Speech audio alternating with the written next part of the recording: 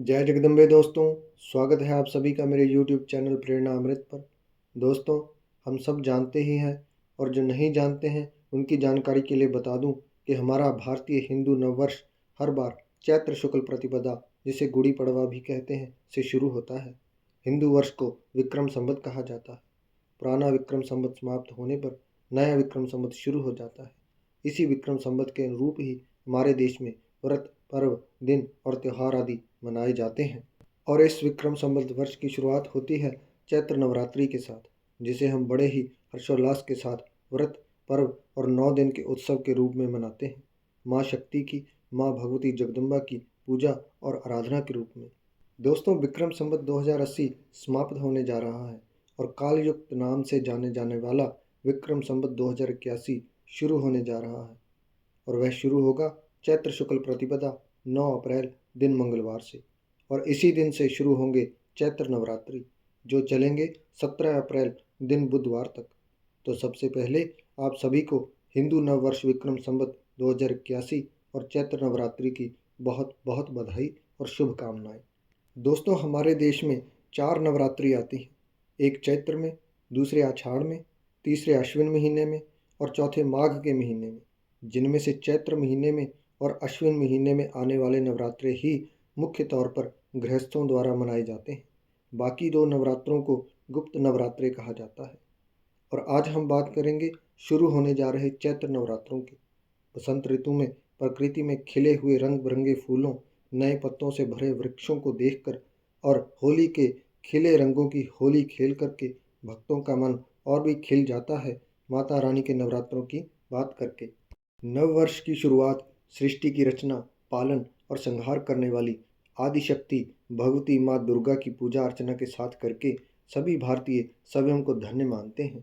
माता रानी अपने भक्तों, अपने बच्चों के घर पधारती हैं, विराजमान होती हैं और भक्तों द्वारा की जाने वाली पूजा अर्चना स्वीकार करती हैं और उन्हें मनोकामना पूरी होने का आशीर्वाद दे करके विदा लेती हैं। क्या है इस बार चैत्र नवरात्रि में घट स्थापना का शुभ मुहूर्त? 9 नवरात्रि का क्रम विक्रम संवत 2081 के अनुसार आइए जानें। 9 अप्रैल दिन मंगलवार चैत्र शुक्ल प्रतिपदा को होगा पहला नवरात्र। इसी दिन सुबह सुबह घट स्थापन का शुभ समय रहेगा सूर्योदय से लेकर के सुबह 10:08 तक। घट स्थापना को ही कलश स्थापना के नाम से जाना जाता है। घट स्थापना के लिए दूसरा शुभ मुहूर्त रहेगा अभिजीत मुहूर्त, जो रहेगा दोपहर 12:03 से लेकर के 12:53 तक। दोस्तों, आइए अब जानते हैं घट स्थापना के लिए करना क्या है। घट स्थापना के लिए सुबह नहा धोकर अपने घर के पूर्वोत्तर में पड़ने वाले कमरे में साफ सफाई करके गंगा जल का छींटा दे करके स्थान को शुद्ध और स्वच्छ कर लें। फिर पूर्व की दीवार के साथ सटाकर एक सुंदर चौकी लाल कपड़े से सजाकर स्थापित करें। उस चौकी पर दीवार के पास माता रानी की सुंदर मूर्ति या चित्र स्थापित करें। चौकी के पूर्वोत्तर में एक प्लेट में गणेश जी का स्वास्तिक बना करके उस पर जल से भरा कलश रखें। कलश में आम के पत्ते, 5 रुपए और सुपारी डालकर ऊपर से लाल कपड़े में लिपटा हुआ नारियल रखें। फिर मिट्टी के कसौरे में रेत डालकर जौ रोप कर जल का छींटा दें और चौकी पर बाईं ओर रख दें।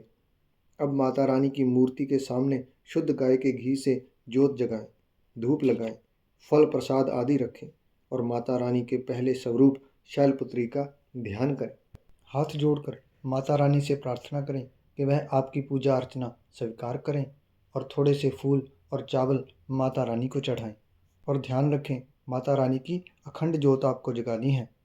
इसी प्रकार दूसरे नवरात्रे 10 अप्रैल बुधवार चैत्र शुक्ल द्वितीया को माता रानी के द्वितीय स्वरूप ब्रह्मचारिणी का ध्यान करें। और तीसरे नवरात्रे यानी 11 अप्रैल वीरवार चैत्र शुक्ल तृतीया को माता रानी के तीसरे स्वरूप चंद्रघंटा का ध्यान और पूजन करें।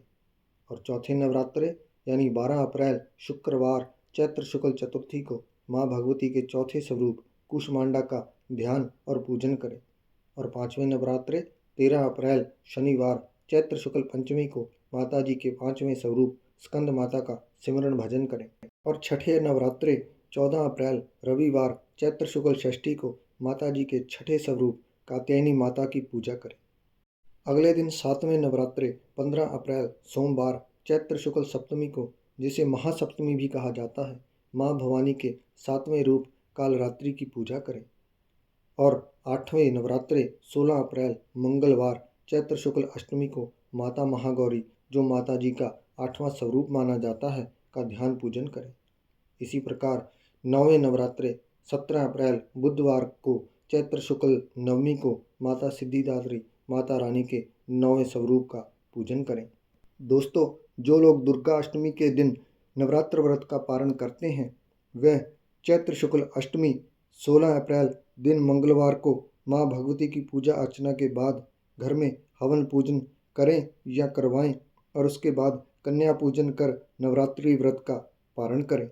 दोस्तों, कुछ लोग नवरात्रि व्रत का पारण नवमी के दिन करते हैं।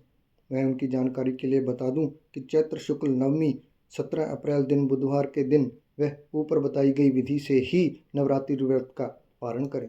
चैत्र शुक्ल नवमी को रामनवमी भी कहा जाता है। इस दिन भगवान राम की भी पूजा की जाती है। माँ भगवती के भक्तों की जानकारी के लिए बता दें कि जो लोग माता रानी के 9 रूपों के मंत्र नहीं जानते हैं, वह श्री नवदुर्गा स्तोत्र से पाठ कर सकते हैं या नवदुर्गा मंत्र का जप भी कर सकते हैं। नवरात्रों में प्रतिदिन माता रानी की आरती जरूर करें और नियमों का पालन अवश्य करें, सात्विक रहें। इसके अतिरिक्त जो लोग सुख समृद्धि, धन प्राप्ति, व्यापार वृद्धि, रोग शांति, गृह क्लेश नाश या शत्रु शमन, विवाह बाधा निवारण या अन्य किसी कामना की पूर्ति चाहते हैं, वह घर में माँ भगवती का उस कामना को पूर्ण करने वाले मंत्र का अनुष्ठान करवा सकते हैं या स्वयं उस मंत्र का जप किसी विद्वान की देखरेख में कर सकते हैं। यहाँ हम उन कुमारी कन्याओं को नवरात्रों में जपने के लिए माँ भगवती का मंत्र बता रहे हैं जिनका विवाह नहीं हो पा रहा है। मंत्र का अनुष्ठान नवरात्रि में अपने घर में करवाएं या स्वयं किसी जानकार की देखरेख में श्रद्धा भक्ति भाव से जप अनुष्ठान करें, तो माता रानी आपकी मनोकामना पूर्ण करेगी और मनोनुकूल वर प्रदान करेंगी।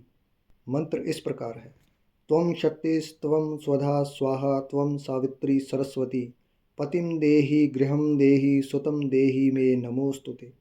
माँ भगवती का यह बहुत ही चमत्कारी मंत्र है। विधि पूर्वक अनुष्ठान करने पर माँ भगवती उपयुक्त वर के साथ साथ उपयुक्त समय आने पर घर और पुत्र भी प्रदान करती हैं। माँ भगवती आपकी सभी मनोकामनाओं को पूर्ण करें। इसी मंगल कामना के साथ जय जगदम्बे।